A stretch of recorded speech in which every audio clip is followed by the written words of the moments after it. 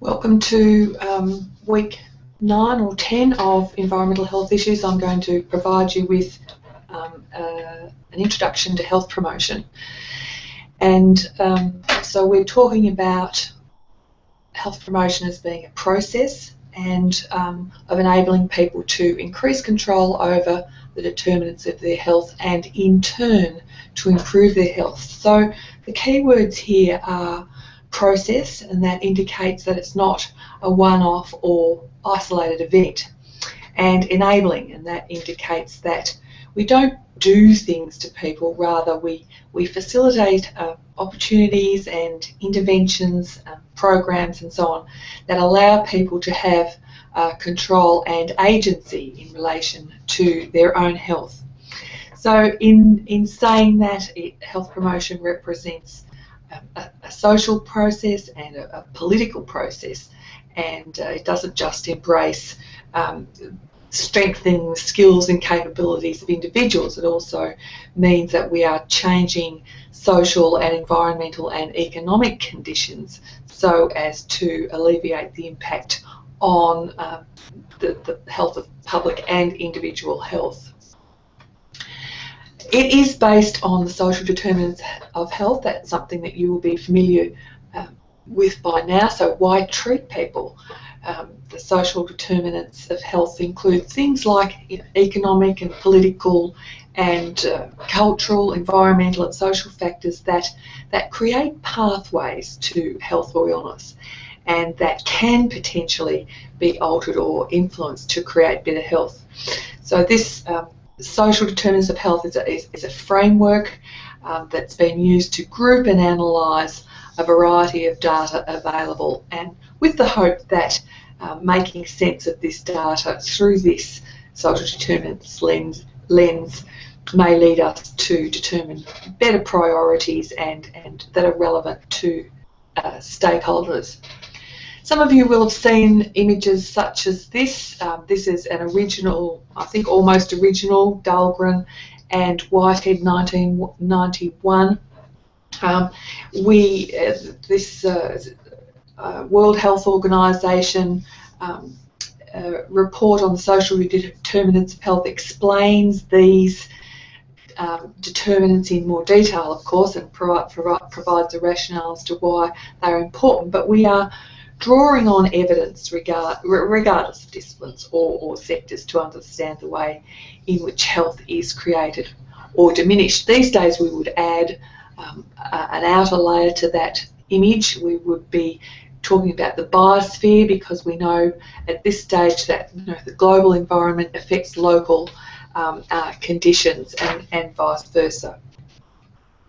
The global notion of promoting health began in 1986 with the Ottawa Charter for Health Promotion. That was the first international health promotion conference, and so at that conference the health promotion was defined, and we introduced some key approaches, so advocate, mediate and enable, and with the 5 action areas of the Ottawa Charter that I'll come to shortly. The Ottawa Charter for Health Promotion was a landmark document, and is still current and relevant for health workers worldwide. And I have to say, though, a lot of work was being done country by country before that. It was well underway before this conference, and in the 1970s we began to work together globally, recognising that the health systems alone were not going to improve the health of populations because health was created elsewhere, and we started to understand that way back then. And there were other landmark documents such as Our Common Future that emerged from the environmental movement. So those 5 action areas that you will be familiar with, building healthy public policy, just means it's not health policy alone that influences health, so that all public policy should be examined for its impact on health. Creating environments which support healthy living, So we're talking about the protection of both the natural and the built environment, because that is important for the health of the environment and humans simultaneously. We talk about strengthening community action, because we recognise now that communities themselves are experts in their own community and should be part of determining what their needs are and how those needs can best be met. We often associate health promotion with developing personal skills, and they of course are important. Communities may need to develop more skills to do what needs to be done to create a supportive environment to improve their health. And of course we talk about reorienting healthcare, so that all this means really is health promotion is everybody's business, and collaboration between various sectors is the key. So and also within the health system there needs to be a balance between health promotion and curative services. I think these action areas together, they are a powerful force for improving health. So we need to think about working on these simultaneously. So for any issue or for any community, we need to say, well, are there policies, or is there a policy that needs to be developed here to improve these conditions? How are we going about creating these supportive environments? And that often means including a healthy public policy. You know, how are we engaging with the community and strengthening that action in an empowering way? And what skills do people need? And who needs to be at the table in this conversation? So health promotion, just to summarise those last few slides, focuses on broader determinants of health. We are concerned primarily about equity and empowerment and sustainability. So I want to talk about best practice in health promotion. Many of you will have heard about this notion of best practice, and I want to consider 4 key elements of best practice over the next few slides. And so I want to talk about the importance of evidence-based practice and how we create conditions that ensure everyone has a fair opportunity to thrive, why it's important and what are the benefits, and how do we work with others to improve health. So evidence is good quality information that's useful in and relevant to being able to make an informed decision, judgment and conclusion. We need to we need to be able to critically appraise evidence, and you'll be learning how to do that, and to ensure that any evidence we use is appropriate and credible. And there are many, many resources at our fingertips and quite easily obtainable these days. You could talk about the Cochrane Collaboration or the Deeble Institute. These conduct systematic reviews of the literature and very reliable and credible sources of evidence. And you will have been examining peer-reviewed journals as well.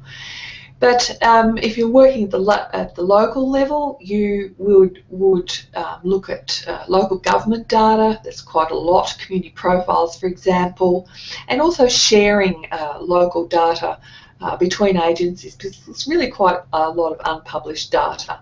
And you might collect your own data. You know, we need both primary and secondary sources of data.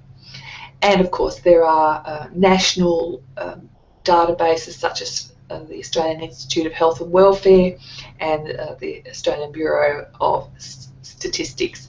Now, we have already a good deal of evidence about what determines health, but we need to build on those. We need to consider people not just in relation to their age and gender or their lifestyles, which are important of course, but also where they live, and the type of education they've had, and their employment status, type of employment, their connections to their cultural and social networks and so on, and also importantly, how do we know the programs that are being implemented are improving equity. So this means that the actions we take to address health issues need to be multiple and target a range of determinants. So when we talk about evidence, we need to, you could probably, it says start here, situational analysis and needs assessment, but you can probably start anywhere in this circle. If we're thinking about the determinants of health, we need to systematically look at our communities and the evidence available. And gathering this data is a cyclical process. So we need to situational analysis, needs assessment, or asset assessment often is conducted as well. We then need to plan based on this evidence. We need to have some aims and objectives, and how are we going to meet those aims and objectives, the strategies that we put in place. And once we've been around this cycle, if we're developing programs, we can assess whether those strategies are in place, whether they're in place in the way that we thought they were, and assess the process before we move on to redesigning or replanning what we've been doing. And then, of course, we can go on and measure the actual impact or outcome of our work. So planning and evaluation processes should have a determinants perspective to maximise opportunities for effectiveness, of course. And this perspective also involves understanding and selecting those determinants that the program aims to influence based on the evidence about those determinants. So, of course, improving equity, inequity is avoidable, and lasting health gains can't be made unless we work to create conditions and eliminate structural barriers to ensure that everyone has a fair opportunity to thrive. And that isn't the same as all things being equal. It is about making sure that everyone has a fair opportunity to survive. So equity is really about fairness, and inequity, as I've said, is avoidable. So improving equity is a key concern for us because it is avoidable, and we have an opportunity to prevent inequity and in turn improve health.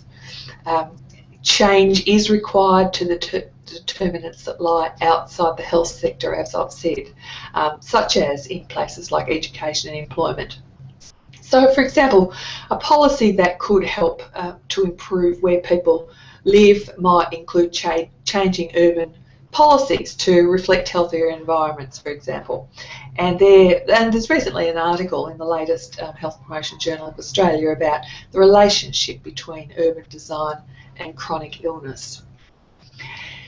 So community enablement is another key area that I want to talk about. When we talk about enabling the community and having members actively participate in health promotion, what we are doing is making sure that there is genuine and meaningful opportunities for people to work together in identifying key health issues for their community and discussing various solutions to these issues and developing interventions, of course, all along the way. And as health professionals, we need to understand that although we've got expert knowledge, and we have, of a health problem, communities experience the problem also have knowledge. They have personal knowledge and understanding that is important. And it's sometimes quite difficult for health professionals to let go of their expert role, but it's not about letting go of their expert role, it's about acknowledging the role of the community as well in analysing health issues and addressing them, and then, of course, putting them into place. We need to share the control, if you like, and the solutions, and understand our role. Of course, there are obstacles to enabling communities, and so there are differences between the priorities of funding bodies, for example, and the priorities of that are identified by the community, and so there's some negotiations that have to be had there. There's always a lack of time to develop a trusting relationship or trust-based relationships with communities. Sometimes it takes a very long time to build those relationships, and also communities having competing priorities that require their time, and particularly in small communities and rural communities and vulnerable communities have competing priorities. And sometimes there's a bit of a confusion, as I've said, about roles and responsibilities of communities and health professionals. So we need to be clear about our role and that of the community before embarking on any intervention at the community level.